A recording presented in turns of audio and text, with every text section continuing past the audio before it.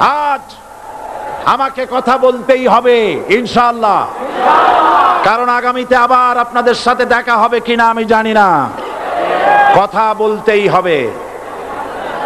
বসেন, কেউ দাঁড়িয়ে থাকবেন না। আমি দেখতে পাচ্ছি বাংলাদেশের ভাগ্য আকাশে উত্তর গগনে কালো মেঘ জমা হয়েছে, ঝড়ের পূর্বাভাস লক্ষ্য করছি।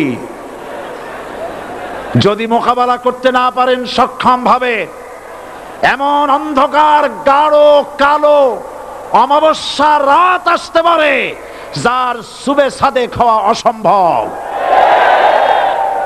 সুতরাং আপনারা কি কাপুরুষের মতো কাফের মুশরিকদের গোলামি করে মরতে চান? বিড়ালের মতো 500 বছর বেঁচে থাকার কোনো লাভ নাই। সিংহের মতো 1 ঘন্টা বাঁচতে চাই। আমাদেরকে বলা হয় সাম্প্রদায়িক উস্কানিমূলক কথা নাকি আমি বলি। পত্রপত্রিকা দিছে না তারা? সাম্প্রদায়িক উস্কানি কথা, সাম্প্রদায়িক উস্কানিমূলক কথা বলি। সেই জন্যই বোধহয় শত শত মুসলিম আমাদের কাছে এসে মুসলমান হয়। মানুষে আর বোকা বানানো যাবে না। যাবে কি? আর বোকা বানানো যাবে? তারপর বলছে কি, এরপরে বলছে আমাকে বলছে রাজাকার।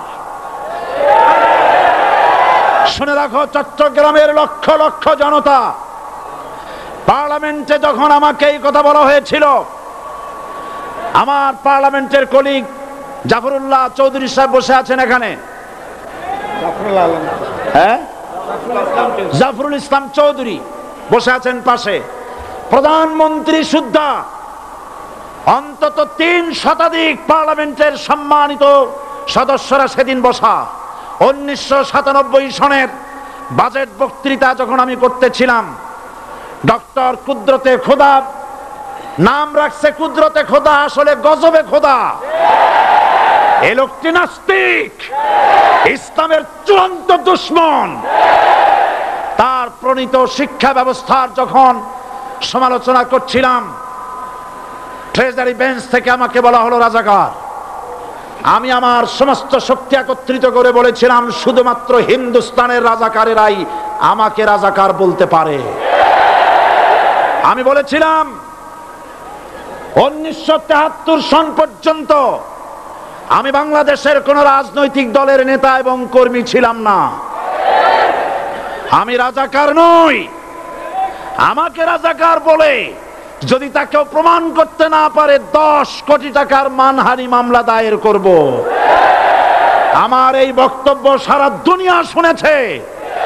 পার্লামেন্টে আমার এই বক্তব্য রেকর্ড হয়ে আছে। সেদিন 3 শতাধিক পার্লামেন্ট মেম্বারের কেউ আমার চ্যালেঞ্জ গ্রহণ করেন নাই। যে কোনো ব্যক্তি পার্লামেন্টে গিয়ে আমার বক্তৃতা দেখে আসতে পারেন।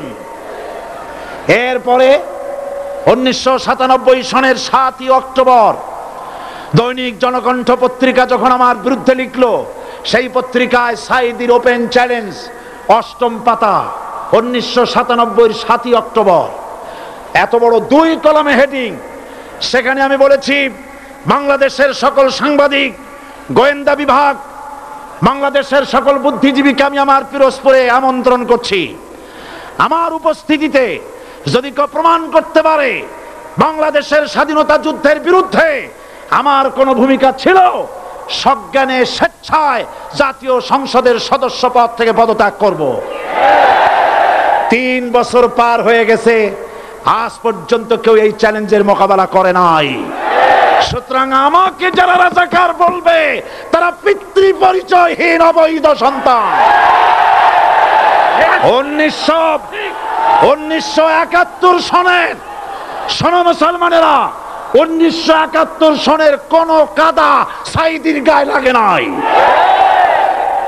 আমাকে রাজাকার বলে জনগণ থেকে বিচ্ছিন্ন করবা, জনগণ থেকে আমারে বিচ্ছিন্ন করা যাবে না। কারণ এই জনগণ আমার জন্য আসে না, এই জনগণ আসে আল্লাহর কোরআনের জন্য।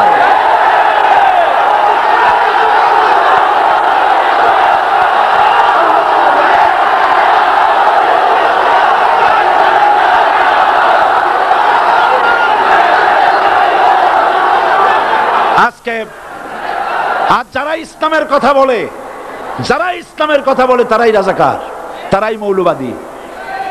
মৌলবাদী বললে আমরা অসন্তুষ্ট হই না, কারণ মৌলবাদী শব্দটা আসছে মূল থেকে। মৌল শব্দ এসেছে মূল থেকে। মূলবাদী তার মানে যারা মূলে আছে। মূল হলো কোরআন, মূল হলো হাদিস, মূল হলেন আল্লাহ, মূল হলেন আল্লাহ রসুল। আমরা আছি মূলে। এখন বলেন তো মূলের শক্তি বেশি না আগার শক্তি বেশি? আমাদের যারা মৌলবাদী বলে ওরা হলো আগাবাদী। মূলে আছে কত কোটি? 12 কোটি। মূলে আছে কত কোটি?